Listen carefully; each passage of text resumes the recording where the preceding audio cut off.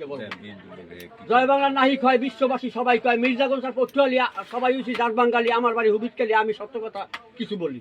আমি মোহাম্মদ ফেরদাউস ভুইয়া বেবাক্কেরে যাই কইয়া এই পায়রা সেতু কাজ নির্মাণে খুশি হয়েছি মনে প্রাণে ধন্যবাদ জানাই ওই শেখ হাসিনা আসার পরে রাস্তাঘাট দিয়েছে করে কারেন্ট দেশে ঘরে ঘরে ভূমিহীন ছিল যারা গর্দরদা পাইছে তারা বেটাগিতে দেশে ফেরি খুলনা যাইতে হয় না দেরি ভান্ডারিয়া হয় জাগো বাড়ি তাড়াতাড়ি যাইতে পারি মাওয়ার ঘাটে ছিল ফেরি ঢাকা যাইতে হইতো দেরি মালামাল হইতো চুরি এখন আর হয় না চুরি সকাল 8টায় 12:30 ভিতরে আসি